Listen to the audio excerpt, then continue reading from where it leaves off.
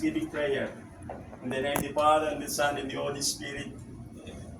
Our Father who art in heaven, hallowed be thy name. Thy kingdom come, thy will be done on earth as it is in heaven.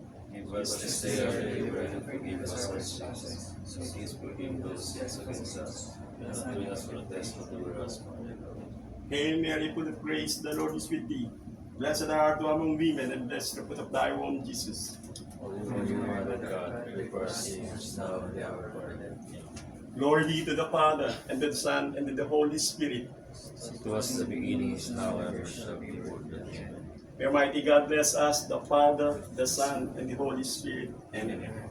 Okay, gentlemen, it is an interview, the duties and responsibilities on board the ship.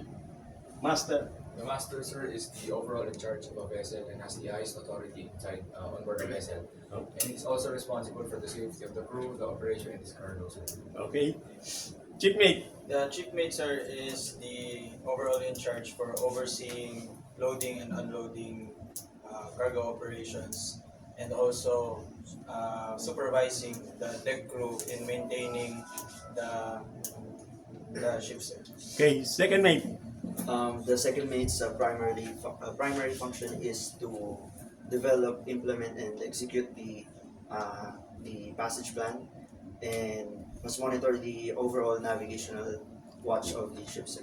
okay. Third mate, Third mate is the overall safety officer of the LSA, FFA, and the papers of the captain and the operation cargo.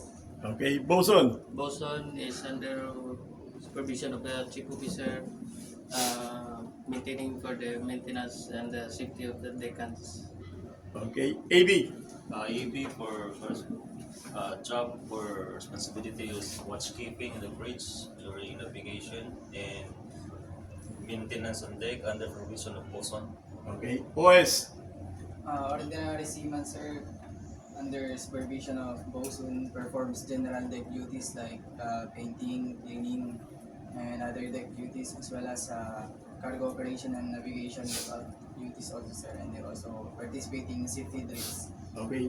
Chief Cook, Chief cook, sir, is responsible in catering department and the one who cooks on board, sir. okay. Nesman, Messman is the one who serves the food, maintain cleanliness, and assist the chief cook in the galley. okay. Okay, good morning, gentlemen. Please subscribe my YouTube channel, Cap AB Timber TV.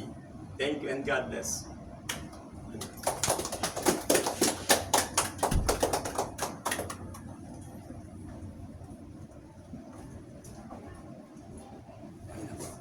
Iya, Oh.